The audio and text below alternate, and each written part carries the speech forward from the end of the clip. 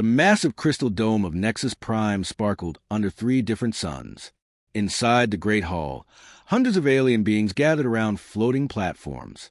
Some had scales that changed colors when they spoke. Others had metal arms that clicked in word. A few looked like giant jellyfish floating in glass tanks filled with purple liquid. Ambassador Kira from the Veltar Syndicate adjusted her breathing mask. Her crystal-like skin caught the light as she moved. Beside her, Commander Thex of the Hegemony drummed his sharp claws on the table. His red eyes watched the center stage with impatience. An ancient being slowly walked to the speaking platform. Elder Zarthol was older than most civilizations. His body glowed with soft blue light that pulsed like a heartbeat. When he moved, it looked like starlight was flowing through water. Friends of the Council, Zarthol began. His voice sounded like wind through ancient trees. We must talk about the new species we found. They call themselves humans. Far away on Earth, Dr. Mio Park stood in a small room filled with computers and screens. He wore a simple blue uniform with a patch that said Earth First Contact Team. Next to him, Dr. Hannah Kim checked the translation equipment one more time. She pushed her glasses up her nose and nodded. "The signal is clear," said Captain Jaiwan Lee from her chair. She had short black hair and serious eyes. "We can hear them perfectly." Lieutenant Samin Choi looked up from her computer.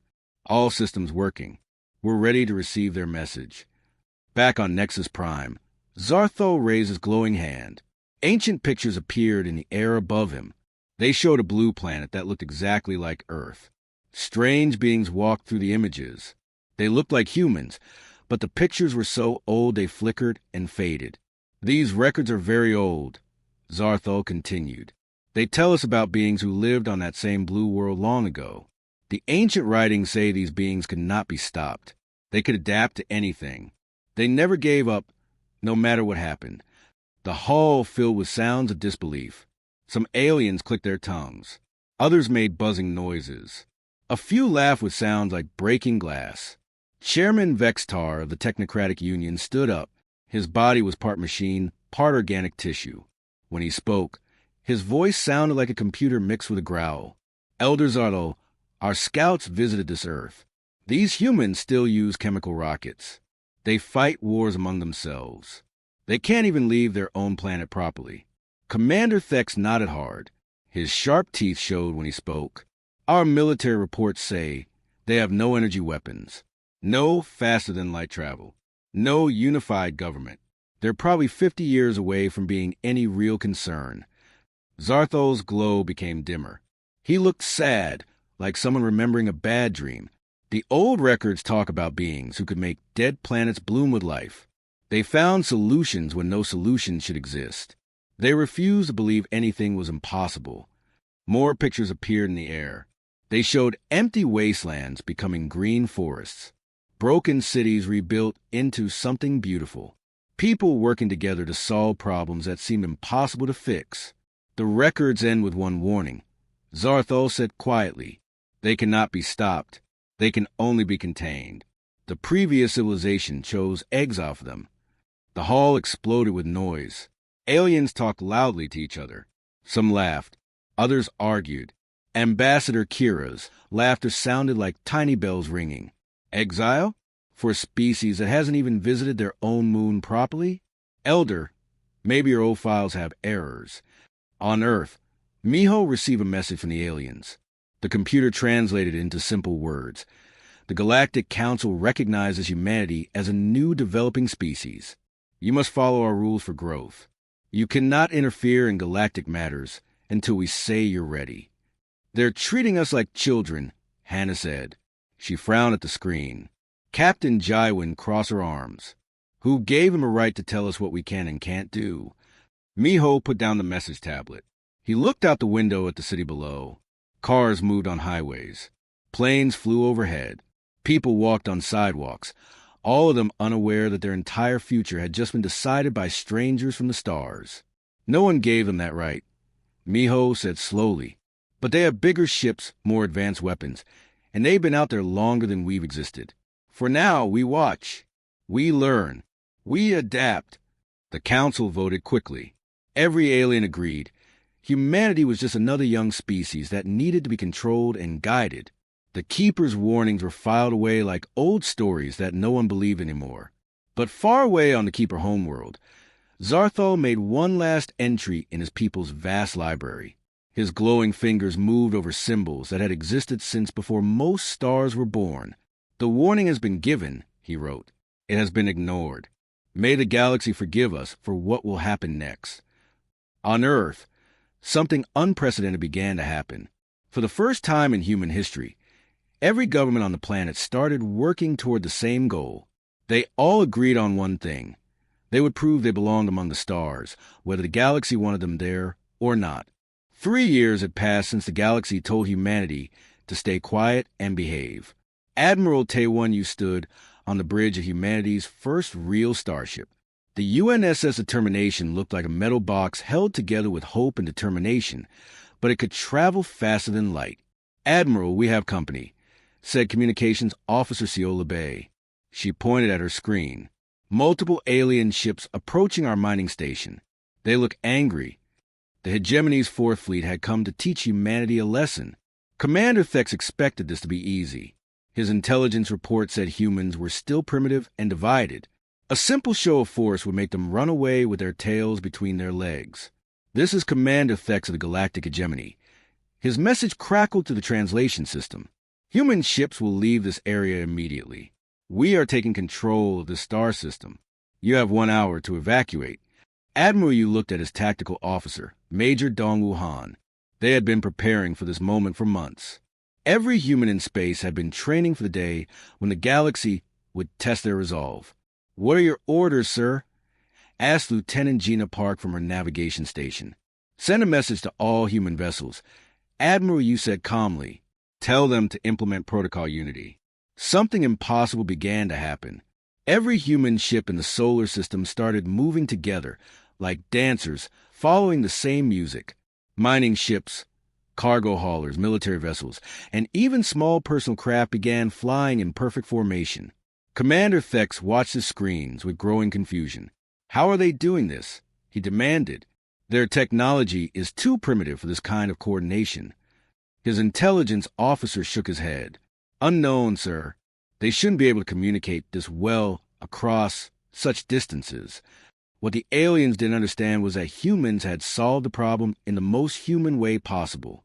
Engineer Kyung-go Kim had created a simple light pulse system. Every human ship could make flashing lights that other ships could see and understand. It was so basic that the aliens never thought to look for it. The real test came when hegemony forces moved to capture a human mining station. The station's commander was Captain Unisong, a former military pilot who had become a mining supervisor. She made a decision that shocked the galaxy. "All units," this is Unisong, "if they want our station, they can have the pieces."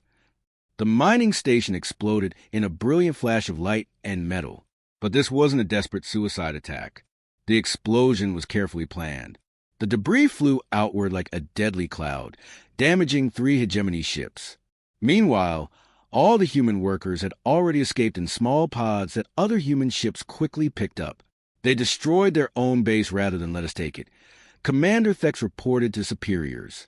And somehow they turned the explosion into a weapon.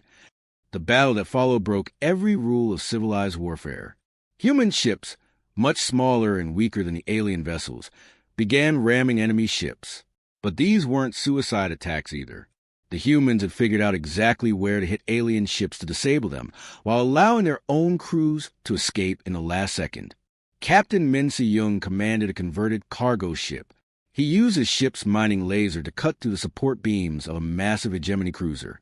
His crew evacuated through cargo airlocks just before impact, and other human ships swooped in to rescue them.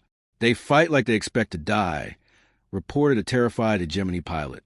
"But they keep surviving and coming back with more ships." The most shocking moment came when the humans did something that violated every military manual in the galaxy. Chief Engineer Won-ho Lee, working from a damaged space platform, managed to hack into the hegemony's communication network using nothing but spare mining equipment and pure stubbornness. "Attention, hegemony fleet." Wano's voice suddenly came through their own secure channels. "You came here to show us our place in the galaxy. Consider your mission accomplished. Now you know our place is wherever we decide to stand. Commander Thex retreated with less than half his original fleet. His report to Hegemony High Command was so unbelievable that his superiors thought he was lying or incompetent, but the message had been sent throughout the galaxy's military networks. Humans didn't follow the rules because humans didn't accept that there had to be rules. On Nexus Prime, Elder Zarthol read the battle reports with a growing sense of dread. The patterns were exactly the same as the ancient warnings. The impossible coordination, the refusal to accept defeat, the ability to turn any situation into an advantage. Ambassador Kira of the Veltar Syndicate laughed when she read the reports. One lucky victory against an overconfident commander. The humans just got lucky. But deep in the Keeper archives, warning systems that had been silent for millions of years began to glow with ancient red light. The old warnings were awakening, just like the humans. Commander Thex's final report contained one line that would haunt the galaxy. We didn't lose to superior technology or numbers. We lost to something we don't understand. They fight like the universe owes them a victory, and somehow it delivers. 5 years after the hegemony learned not to underestimate humans, humanity had built homes on 17 different worlds. What should have been slow, careful expansion had become an unstoppable wave of human settlements spreading across the galaxy. On the farming world of New Horizon, Colony Administrator Sunho Park was having a very bad day. The Veltar Syndicate had arrived with their infamous slave collars, expecting to easily capture what they thought would be helpless farmers. Administrator, we've lost contact with Settlement 7. Reported communications specialist Hyaman Choi. Her voice was worried. Their last message said Veltar forces were demanding immediate surrender. Dr. Isul Kim looked up from her plant research. Settlement 7 is just farmers and agricultural specialists. They don't have any military training. What the Veltar didn't know was that human colonies were built differently than other species settlements. Every human colony shared everything: knowledge, skills, and people. Settlement 7's farmers included former soldiers, engineers, and computer experts who had chosen farming as their second career. 18 hours later, Settlement 7 sent their response. It wasn't a surrender message. It was a battle report. The farmers had turned their equipment into weapons and driven off the Veltar slaving ships. How is this possible? Demanded Veltar slave master Crexanael as his forces retreated from what should have been an easy conquest. These were supposed to be simple farmers. The farmers had converted their grain harvesters into mobile weapons platforms. They had turned their irrigation systems into electromagnetic pulse generators that disabled Veltar ships. Most importantly, they had refused to accept that being farmers meant being helpless. Back on New Horizon, Administrator Sunho was talking to Earth through their quantum communication system. This was another impossible human invention that worked by using scientific principles the galaxy's experts insisted wouldn't function for another 100 years. Earth Command, this is New Horizon Colony. We're implementing Contingency 7 across all settlements. On Earth, General Wu Jin Lee smiled as he received reports from 17 different star systems at the same time. Confirmed New Horizon. All colonies are now implementing integrated defense protocols. Over the following months, something happened that violated every rule of how colonies were supposed to work. Human settlements began sharing resources, people, and information instantly across impossible distances. A new defensive technology invented on one world would appear on every human settlement within days. The Veltar Syndicate's 1,000-year-old slave operations began falling apart as human colonies didn't just defend themselves. They started freeing slaves on other worlds. On the mining planet Keftar, human colonist Ohio Yoon had been secretly studying Veltar slave control technology for months. I think I've figured out how to break the neural collars, he told colony supervisor Naeon Kim. But we'll need to work with the enslaved populations directly. The Syndicate discovered something terrifying. Humans seemed completely unable to accept that slavery was normal or inevitable. Even worse, they were somehow teaching this impossibility to other species.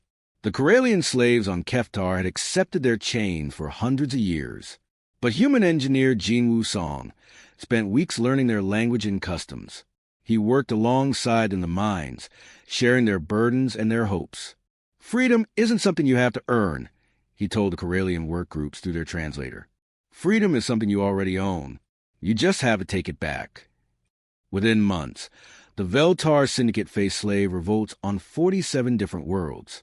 The impossible coordination between human colonies meant that liberation techniques developed on one planet were immediately shared across their entire network of settlements. On Nexus Prime, the Galactic Council held another emergency meeting. This time, even the most dismissive voices showed real concern. The humans have established colonies on worlds we classified as completely uninhabitable, reported the Technocratic Union Survey Chief. They're not just surviving on planets that should kill them, they're thriving. Chairman Vextar reviewed the reports with growing alarm. How many human settlements are currently active? Our most recent count shows 63 confirmed colonies across 19 star systems, came the reply. But they're building new settlements faster than our scouts can track them. Elder Zarthol approached the speaking platform once more. His ancient glow was brighter than before, pulsing with urgency. Honored council members, the patterns are becoming unmistakable.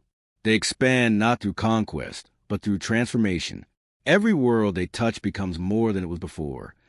Ambassador Kira's dismissive laughter sounded forced this time. They're still a minor species with limited technology dash. They turned farming equipment into military weapons, interrupted hegemony Commander Thex. They coordinate across light years without using any known communication method. And now they're inspiring slave revolts that have damaged the Syndicate's operations for the first time in recorded history.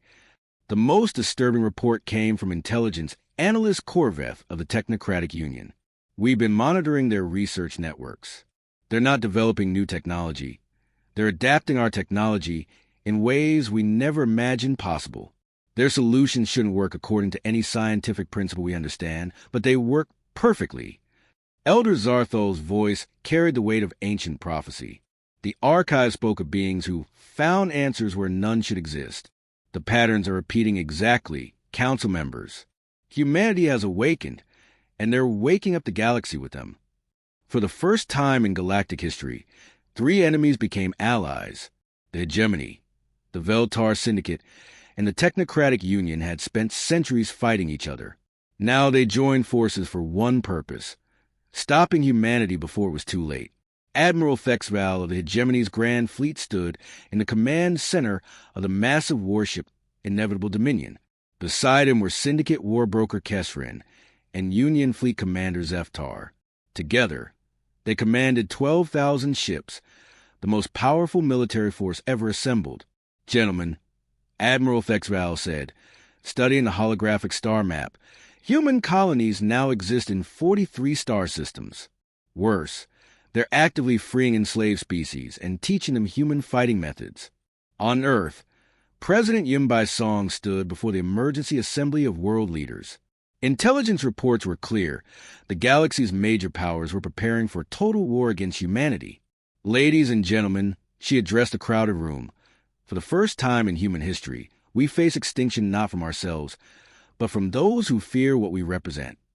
Defense Minister Jehun Park stepped forward with grim news. Madam President, our combined fleet has 4,000 ships. They're bringing 12,000. The mathematics are not encouraging. But Chief of Strategic Operations, Subin Kim, had been preparing for this moment for months. Numbers don't tell the complete story. We have something they lack: total integration. The alien alliance didn't understand that humanity had spent 8 years building more than colonies. They had built a network. Every human settlement was connected not just by communication, but by shared purpose and coordinated planning. The first attack came simultaneously across 17 human systems. The alien alliance expected quick victories against isolated human settlements. Instead, they encountered something that broke every rule of military science: instant coordination across impossible distances. On the frontier world of Haven, Colony Defense Commander Yoongi Lee received reports of attacks on other human worlds and immediately activated Protocol Total Unity. All civilians underground shelters. He ordered through the colony speakers. All defensive systems to automatic mode. All available personnel to battle stations. What happened next defied everything the aliens knew about warfare. As enemy forces bombarded human positions, the defenders didn't just fight back, they adapted in real time. Human engineer Boeing Kim, working while explosions shook the ground around her, modified the colony's manufacturing machines to produce weapons that specifically countered the attacking ship's defenses. How are they changing their weapons during active combat? Demanded Syndicate warbroker Kesrin, as his forces faced increasingly effective human resistance. The answer came from an unexpected source. On the agricultural world of New Eden, 17-year-old student Chaeyoung Park had been monitoring alien radio frequencies as part of her school's science project. Within hours of the first attack, she had decoded the Alliance's secret communication codes and shared them across the human network. All human forces, this is New Eden Communications, her young voice broadcasts across the galaxy. We have their tactical frequencies and can predict their next moves. Union Fleet Commander Zeftar watched in growing horror as human forces began anticipating his fleet's maneuvers with impossible accuracy. They've broken our secure communications. How is a primitive species doing this? The turning point came when the Alien Alliance realized they weren't fighting separate human colonies. They were fighting a single organism that existed across dozens of star systems.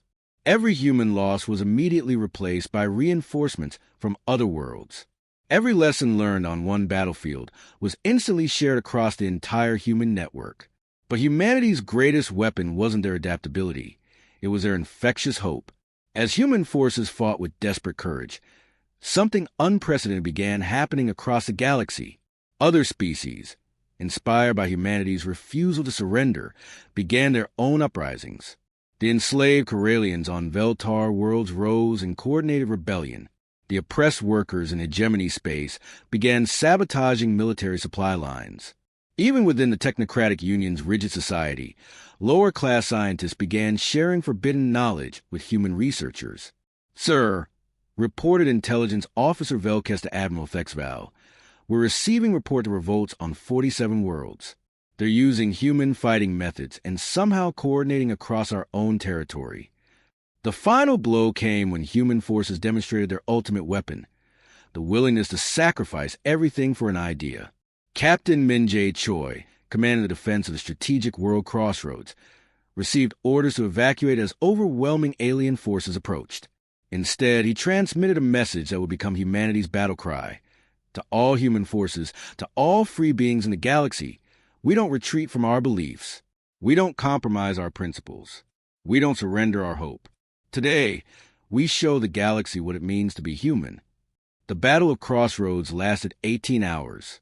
When it ended, the human defenders were gone, but so were 3,000 alien ships, destroyed not by superior weapons, but by tactics so unconventional that no computer could predict them. The Alien Alliance's coordinated assault had become a disaster. Faced with an enemy that fought like every battle was their final stand, but somehow kept reinforcing and adapting, the three superpowers found themselves retreating on all fronts. On Nexus Prime, Elder Zartho read reports from across the galaxy. The patterns were undeniable now. Humanity had not just survived the greatest military assault in galactic history, they had turned it into a catalyst for galaxy-wide transformation. The archives were correct. He whispered to the empty archive chamber. They truly cannot be stopped. The strangest thing was that humanity came to Nexus Prime not as conquerors, but asking politely for a meeting. The UNSS Resolution appeared at the edge of the Nexus star system, sending friendly messages on all communication channels. Captain Nari Young, humanity's first official ambassador to the Galactic Council, checked her prepared speech one more time, while Communications Officer Hanbin Lee made sure their message was being sent clearly. Nexus Prime Control, this is Ambassador Nari Young of the United Nations of Earth. We request permission to speak with the Galactic Council about officially recognizing humanity as a galactic civilization. On Nexus Prime, the Council chambers were in complete chaos. The three superpower alliance had been totally defeated not through superior weapons, but through something no military leader had ever seen before, a war fought with ideas instead of conquest. Chairman Vextar of the Technocratic Union stared at the battle reports in disbelief. They destroyed our fleets, freed our enslaved populations, and inspired revolts across half the galaxy. and now they're politely asking for a diplomatic meeting. Elder Zarthol walked slowly to the central speaking platform for what he knew would be his final speech. The Ancient Keeper's body glowed brighter than ever as he accessed the deepest secrets of his people's memory, records he had hoped never to reveal. "Honored council members," he began, his voice heavy with the weight of ages, "the time for partial truths has ended. You must learn what humanity truly is." The holographic displays filled the chamber with images so ancient that most species have forgotten their own beginnings. Vast cities floating among the stars, incredible technology that seemed to blend science with magic, and at the center of it all, beings that looked exactly like humans. Humanity did not evolve on Earth, Zarthol continued, his words causing gasps throughout the chamber. They were exiled there by the previous civilization, our predecessors who ruled this galaxy before any of our species even existed. The revelation sent shockwaves through the assembled delegates. Ambassador Kira of the Veltar Syndicate jumped up from her seat. Exiled? What crime could they have committed? Zarthol's ancient eyes grew dim with something like sadness. Not crime, simply being unstoppable. The previous civilization had achieved perfect order, optimal resource management, and complete stability across the galaxy. But humanity kept growing, kept changing, kept pushing boundaries. The ancient record showed images that seemed impossible. Humans turning dead planets into living worlds not through advanced technology, but through pure determination. Human explorers pushing beyond a galaxy's edge into the dark void between stars. Human scientists discovering principles that made the impossible become routine. They weren't conquerors, Zarthol explained to the stunned audience. They were catalysts. Everywhere they went, they inspired others to exceed their limitations.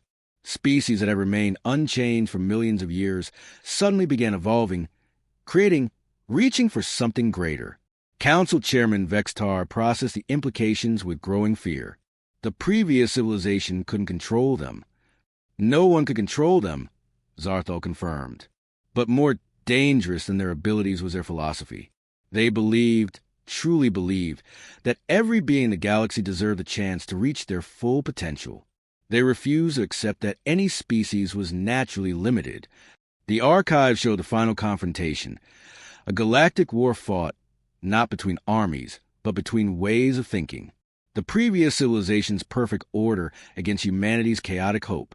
The war had ended not with humanity's defeat, but with their voluntary exile. They chose to leave rather than destroy the galaxy, Zarthol revealed.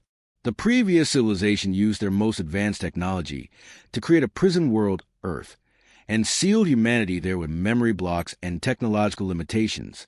They hoped isolation would change human nature. Commander Thex of the Hegemony studied the reports from their recent defeat, but isolation didn't change them at all. Nothing can change what humanity is, Zarthol said quietly. They are evolution given form. They are hope made real. They are the universe's answer to stagnation. At that moment, the chamber's communication system activated. Ambassador Naryung's image appeared on the central display, accompanied by humans representing every colony and settlement. Honored members of the Galactic Council, Ambassador Jung began, her voice calm and respectful. We come before you not as beggars or conquerors, but as neighbors. We know who we are now. We know our history, but we also know our future. Behind her stood representatives who told the story of humanity's journey. Engineer Kiwamin, who had developed a technology that freed enslaved populations. Dr. Yuan Song, whose medical discoveries had saved millions of lives across dozens of species. Captain Jinho Kim, whose fleet had turned certain defeat into impossible victory through courage and creativity. We are the children of exile, Ambassador Jung continued, but we are also the children of hope. We return to the galaxy not to repeat old patterns, but to create new ones. We offer partnership to those who wish to grow with us, and respect to those who prefer their current paths. Elder Zarthol stepped forward, his ancient voice carrying across both the chamber and the transmission. Ambassador Jung, what promise can you give that humanity will not destabilize our civilization as you did the previous one? Ambassador Jung smiled, an expression that somehow conveyed infinite compassion and unshakable determination. Elder Zarthol, we offer you the same promise we offered the previous civilization. absolutely none. We cannot promise stability because we believe in growth. We cannot promise predictability because we believe in adaptation. The end.